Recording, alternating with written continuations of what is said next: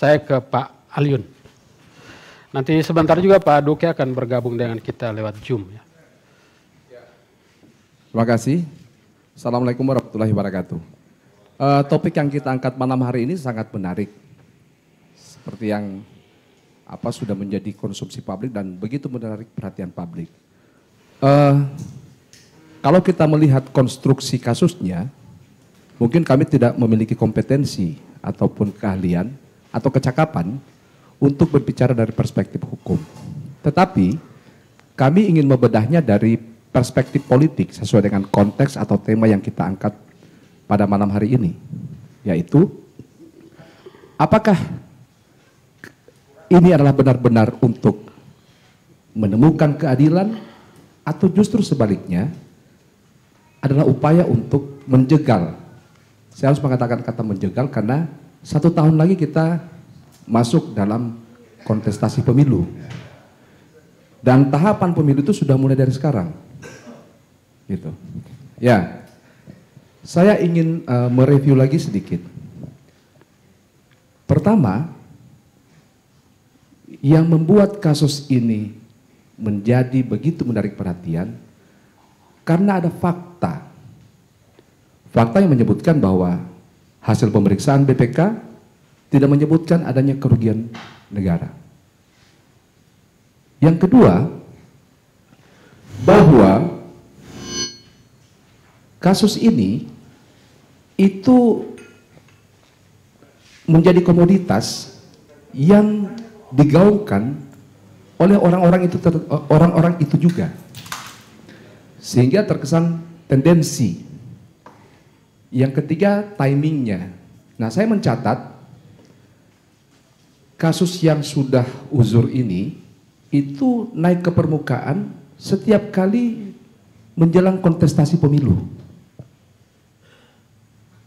Sehingga aroma politisasi menggunakan instrumen kasus bansos ini sudah sangat terang benderang di masyarakat. Dan masyarakat sudah tahu bahwa ini hanyalah instrumen untuk merusak reputasi, citra, popularitas, ketersukaan, keterpilihan terhadap Kakak Hamim Pou, Ketua DPW Nasdem yang saat ini adalah Bupati Bone Bolango. Tujuannya untuk itu, merusak semua yang saya katakan tadi. Dan hari ini masyarakat sudah cerdas. Kenapa saya katakan masyarakat cerdas? Masyarakat sudah tahu mana upaya penegakan hukum dan mana politisasi. Buktinya apa? 3 kali Kakak Hamim menghadapi kontestasi pemilu di Kabupaten Bone Bolango terpilih dengan suara yang maksimal. Dan keterpilihan beliau 3 kali ikut kontestasi ini adalah modal politik yang besar untuk memasuki arena yang lebih besar, yaitu pemilu kepala daerah 2024. Harus diingat,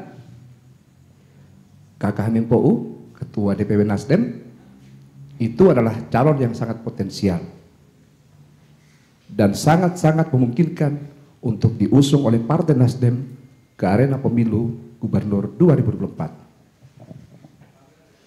Bagi lawan-lawan politik, maka instrumen yang tersedia satu-satunya hanyalah kasus bansos. Kalau kita mau head to head kan reputasi, citra beliau dari aspek pemerintahan, Bone Bolango selalu WTP. Dari aspek pengelolaan keuangan di Bone Bolango adalah pengelolaan yang sangat-sangat baik. Dan ini diberikan oleh lembaga yang memang diberikan kewenangan. Bukan lembaga yang kita asal-asal hadirkan. Tetapi lembaga pemerintah yang diberikan kewenangan oleh undang-undang untuk menjustifikasi, untuk melakukan penilaian. Apakah keuangan di pemerintahan Kabupaten Bone Bolango telah akuntabel, memenuhi prinsip, telah transparan, dan yang terpenting adalah memberikan manfaat bagi rakyat. Dan semua data historis menyebutkan itu terpenuhi dan dikuatkan dengan terpilihnya kembali Kakak Hamim sebagai Bupati Bone Bolango hingga 2024 mendatang. Nah, saya ingin menyampaikan atau menanggapi sedikit yang disampaikan oleh pengacara Jumper, Kakak Romi gitu. Kakak Romi ini teman saya ngopi gitu. Teman ngopi kalau di warkop. Nah, saya kira akan sangat wajar ketika masyarakat di luar menilai bahwa kasus bansos ini adalah politisasi.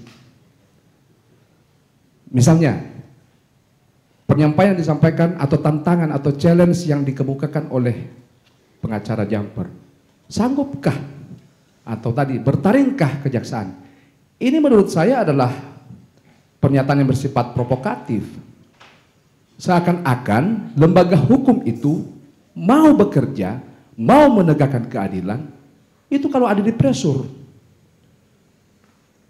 Artinya, pressure dalam konstelasi politik itu adalah instrumen. Sehingga yang kita khawatirkan pandangan masyarakat yang tadinya masih netral, objektif bahwa ini benar-benar murni penegakan hukum, kemudian akan membuat stigma yang baru. Oh, ternyata benar, politisasi. Karena hukum, saya kira hukum memiliki acaranya, memiliki prosesnya. Kami bukan orang hukum, tetapi kami berusaha untuk memahami hukum itu. Biarkan hukum hadir untuk menghadirkan rasa keadilan. Saya setuju bahwa apa yang dilakukan oleh Jumper itu dalam rangka memberikan kepastian hukum. Ini hal yang positif. Kakak Hamim sebagai orang yang sudah dinyatakan sebagai patut diduga atau sudah diperiksa, maka harus diberikan kepastian hukum. Tetapi hukum jangan diintervensi. Jangan hukum kita tekan, jangan institusi penegakan hukum kita tekan. Kenapa kita tidak bisa tekan? Karena apa? Ada dua mata pisau yang berjalan di situ. Oke, yang satu positif untuk penegakan hukum, tetapi kedua ada momentum. Ada momentum di mana produk-produk propaganda, produk-produk jurnalistik, sentimen-sentimen negatif yang sengaja direproduksi, itu tujuannya untuk bukan penegakan hukum, tapi sekali lagi merusak reputasi, merusak citra, dan menurunkan kesukaan sehingga Kakak Hamim tidak akan terpilih. Jadi saya kira biarkan hukum berjalan secara normal, biarkan hukum berjalan secara apa adanya. Yang selanjutnya saya juga ingin menanggapi apa yang disampaikan Ketua Jumper, bahwa penegakan hukum terhadap kasus dana bansos di Bone Bolango murni penegakan hukum. Saya ingin mengatakan, kalau memang ini benar-benar penegakan hukum, kenapa ini tidak semarak kasus Gorontalo Outer Ring Road? Bukankah ini dua kasus yang sangat kontras? Kasus bansos, apakah mungkin harta anak yatim, harta orang-orang tidak berpunya kita korupsi? Apakah mungkin? Mengapa bukan konstruksi yang dipersoalkan? Di mana mau cari keuntungan? Di mana celah kita untuk melakukan korupsi? Secara agama aja, Islam kita diwajibkan untuk memenuhi hak-hak para kaum fakir. Penerima bansos ini adalah orang-orang fakir, orang-orang yang harus dipenuhi kebutuhannya oleh pemerintah agar negara itu benar-benar hadir. Apakah mungkin bansos yang dalam bentuk uang tadi, yang dalam bentuk peralatan-peralatan tadi? Terus terang Pak Hadi, kami sudah berusaha untuk mencari tahu secara langsung di lapangan. Ada kok, dan benar yang disampaikan tadi, bahwa ada masyarakat yang menerima uang tunai dalam bentuk bantuan tunai untuk pengembangan modal usahanya. Ada yang menerima peralatan, ada yang menerima bahan makanan. Artinya kasus ini sebetulnya sifatnya administratif sebetulnya. Kasus ini sifatnya administratif. Kenapa saya meyakini ini sifatnya administratif? Contoh kembali ke kasus GOR tadi. Kasus GOR yang sudah menyebabkan orang tercabut dari tanahnya, diusir dari tanahnya untuk alasan kepentingan pembuatan jalan. Kemudian mereka tidak mendapatkan keadilan atas nilai harga ganti rugi yang diberikan. Oleh hukum mereka di atas nama pembangunan, mereka digusur. Di mana keadilan? Ini hak mereka. Kalau bansos, hak yang masih ada dalam APBD yang kemudian lewat kebijakan bisa dinikmati masyarakat. Ini tanah milik masyarakat yang sudah dikuasai bertahun-tahun, yang sudah ditempati bertahun-tahun, bahkan kuburan pun itu ikut tergusur. Di mana kita memperjuangkan keadilan? Kalau kita mau konsen untuk menegakkan keadilan, dalam konteks putusan hakim atau pengadilan pun, kita melihat bahwa banyak tersangka yang disebutkan di situ.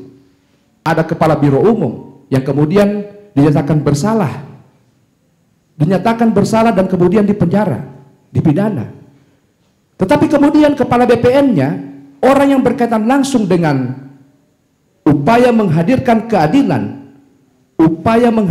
keadilan terhadap mereka yang sudah tergusur dari tanahnya, dinyatakan bebas.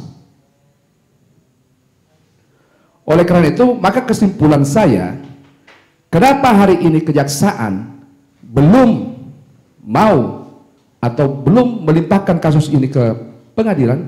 Karena yang pertama tadi, bahwa kasus ini tidak ada kerugian negara berdasarkan justifikasi atau hasil audit pemeriksaan yang dilakukan oleh Badan Pemeriksa Keuangan. Yang kedua, bahwa morfologi kasus ini sama dengan kasus GOR. Seseorang harus dihukum seadil-adilnya. Seseorang harus dihukum berdasarkan apa yang diperbuatnya. Nah, sampai dengan hari ini, apakah sudah pernah terungkap ke publik aliran dana? Katakanlah di kasus bansos itu ada perusahaan pihak ketiga yang mengadakan katakanlah alat-alat yang menjadi materi atau jenis-jenis bantuan yang dibagikan kepada masyarakat. Apakah tidak ada bukti? Apakah ada aliran transaksi keuangan dalam bentuk transfer atau penyerahan uang langsung dari pihak ketiga atau pihak-pihak yang melakukan tindakan korupsi ini kepada Haminpol, sehingga dia dikatakan ikut turut serta? Ataukah kebijakan yang mana? Kebijakan yang mana menguntungkan pihak kontraktor atau pihak pemberi kewenangan, sehingga kebijakannya itu dianggap melanggar hukum atau memperkaya orang lain atau memperkaya diri sendiri. Tunjukkan pada kami file-file itu. Nah, kalau kita mau bandingkan, kita mungkin sudah melihat, kita sama-sama sepakat penegakan hukum adalah hal yang paling utama dan menjadi prinsip. Nah, bagaimana dengan laporan PPATK yang bocor ke ruang publik pada kasus GOR? Ada aliran transaksi keuangan yang begitu besar dalam bentuk dolar, yang kemudian ini menjadi konsumsi publik, padahal proses penyidikannya masih sementara berjalan. Apakah ini bukan bagian dari politisasi? Bukankah dokumen itu sangat rahasia? Dokumen itu tidak bisa diakses oleh lembaga pers sekalipun. Ini menyangkut transaksi keuangan yang kemudian bocor, orang dengan mudah membeli majalah Tempo kemudian. Tapi kemudian di mana penegakan hukumnya? Apakah seseorang ini harus kita hukum dengan prasangka-prasangka? Apakah seseorang ini harus dihukum dengan stigma? Saya kira tidak. Yang selanjutnya Pak Hadi, saya kira saya sepakat. Kita semua sepakat bahwa apa yang dilakukan oleh kawan-kawan penegak hukum ini adalah bentuk support kepada Pak Hamim. Kami memandang secara positif upaya-upaya hukum yang dilakukan oleh kawan-kawan adalah sebuah support positif. Kami bahkan bisa menyampaikan berterima kasih. Karena dengan dibukanya kembali SP3, maka kita katakan ini kasus yang terang benderang yang bisa menyatakan Pak Hamim tidak terbukti, atau Pak Hamim tidak bersalah, atau Pak Hamim tidak melakukan korupsi. Tadi Pak Romi menyampaikan bahwa sudah ada putusan Mahkamah Agung yang menyebutkan secara inkrah bahwa kasus bansos itu merugikan kerugian negara. Kasus bansos di Bone Bolango itu mengakibatkan kerugian negara. Nah, kerugian negara di sini kan tadi disebutkan kasus ini di-split menjadi dua. Kasus ini dibagi menjadi dua bagian. Bagian yang sebelahnya, yang satunya itu menghadirkan tersangkanya atau terdakwanya dua orang aparat yang bersatu sebagai ASN. Di ruang sebelahnya adalah pejabat politik bupati. Nah, apakah hukum harus digeneralisir, harus dipandang rata terkait dengan menghitung berapa kerugian negara? Kami memahami bahwa kerugian negara yang disebutkan oleh Mahkamah Agung itu terkait dengan putusan dua orang tersebut. Dua orang ASN yang saya bisa katakan itu sebetulnya hanyalah kesalahan administratif. Tapi kan pendapat hukum mengatakan lain karena ada kerugian. Nah, apakah kerugian negara yang diakibatkan oleh tindakan dua orang ASN ini kemudian bisa digunakan untuk melakukan dakwaan atau mendakwa terhadap perkara yang lain? Ini kan harus, jangan sampai tuntutannya ini kabur, tidak jelas, obscure libel. Kami biar begini-gini juga sedikit paham tentang apa itu obscure libel dan sebagainya. Nah, Pak Hadi, jadi satu hal yang ingin saya sampaikan pada malam hari ini, bahwa yang pertama, kasus dana bansos di Bone Bolango adalah produk politik. Kenapa dikatakan produk politik? Seperti tadi, timing, pemilihan waktu untuk mengungkap atau mengangkat kembali kasus ini selamanya menjelang pelaksanaan hajatan pemilu. Ini yang pertama. Di pemilu sebelumnya juga muncul kasus yang sama, kasus dana bansos. Pemilu selanjutnya yang dihadapi Kak Hamim, dana bansos. Nah, kalau saya mau ibaratkan Pak Hadi, ini kasus ini seperti ikan ayam yang ditaruh di etalase rumah makan. Sementara kasus-kasus korupsi lain itu seperti ikan lajang. Nah, tentunya ikan ayam ini susah laku. Nah, ikan lajang ini karena yang murah, cepat laku, cepat habis. Makanya dia cepat hilang dari etalase. Akibatnya apa? Ikan ayam yang tidak laku ini kalau disimpan rugi. Makanya dimasukkan lagi dalam peti es. Dimasukkan peti es, besoknya dia dibakar lagi, kembalikan ke bara, setelah dari bara naik lagi etalase.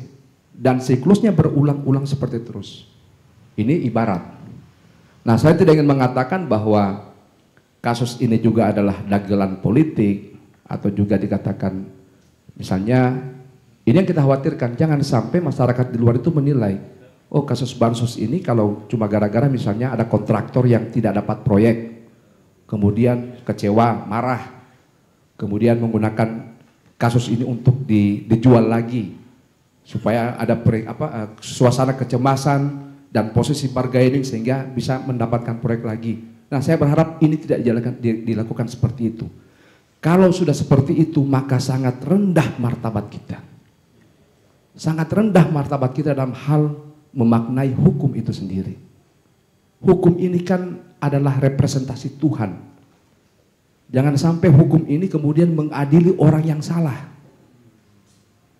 Ini sudah banyak terjadi di negara kita. Seorang nenek yang hanya mencuri 3 butir kelapa itu kemudian mendapatkan hukuman cepat dibandingkan dengan para pejabat. Atau misalnya kasus korupsi kita ini kan banyak. Dan semua kepala daerah ini memiliki track record. Disebut-sebut namanya dalam kasus korupsi.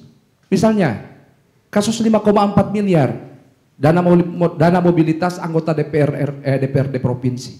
Itu SP3-nya 4 kali. 4 kali SP3. Benar tadi yang dikatakan, setiap ganti kepala kejaksaan SP3. Setiap ganti kepala kejaksaan SP3. Bagaimana kemudian dengan kasus misalnya 7 ruas jalan di kota Gorontalo?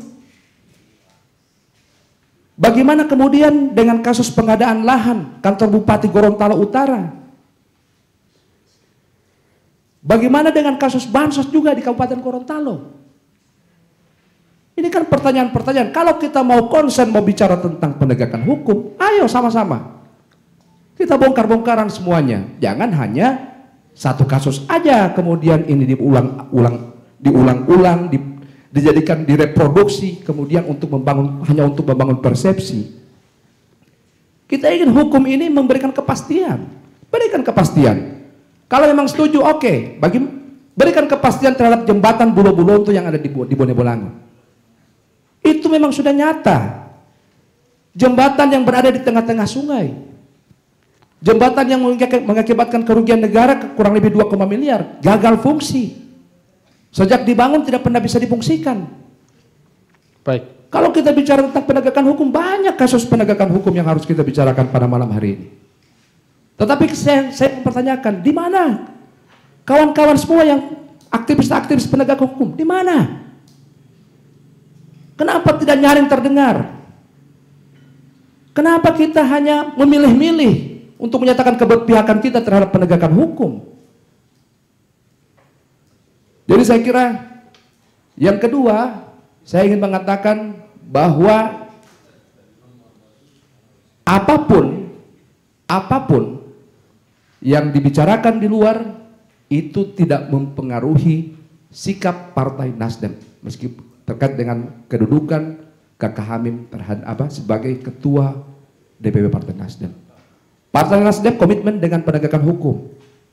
Tetapi sepanjang belum ada kepastian hukum, maka sah bagi Partai Nasdem untuk membela, untuk meluruskan reputasi, untuk melawan pembusukan citra terhadap Kakak Hamim POU. Saya kira itu Kakak Hadi. Makasih. Assalamualaikum warahmatullahi wabarakatuh. Waalaikumsalam warahmatullahi. Bapak nyebut-nyebut yang 5,4 miliar, Pak Amin mau tahu senyum-senyum. Nggak perlu.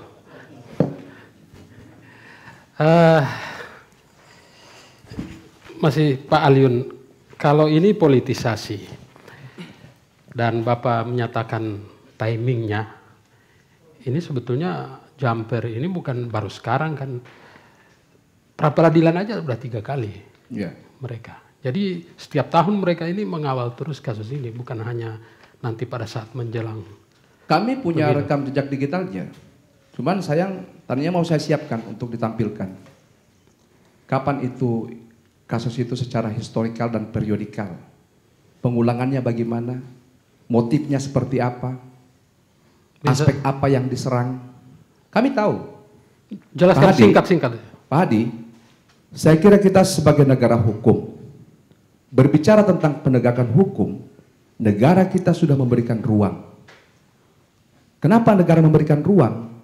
Agar orang-orang seperti yang dikatakan tadi Pak dari pengadilan, agar orang-orang yang tidak paham hukum jangan terprovokasi, kemudian dia membuat tindakan yang justru merugikan dirinya sendiri, bisa berurusan dengan hukum karena ada dilapor dan sebagainya.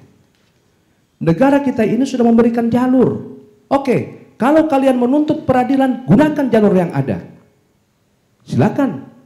Penuhi alat bukti. Penuhi keterangan saksinya.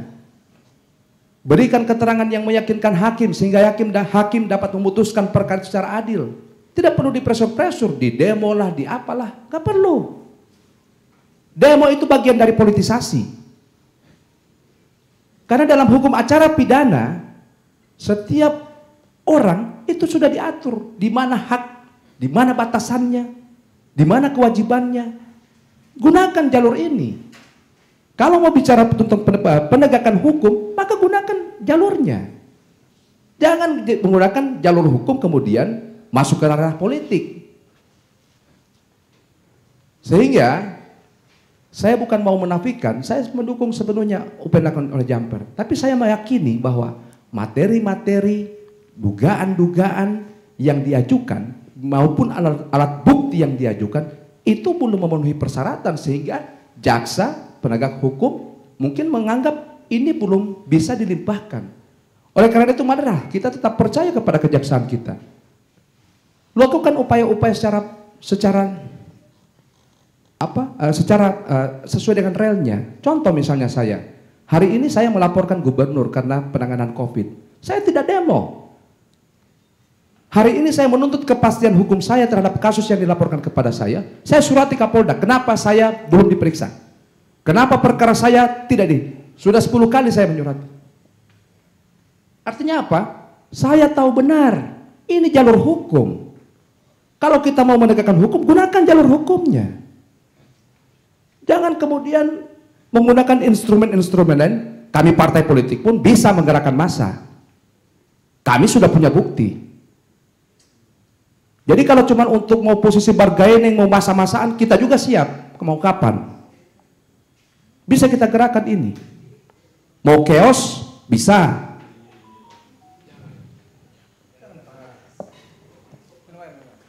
Saya kira itu Pak Hadi. Makasih.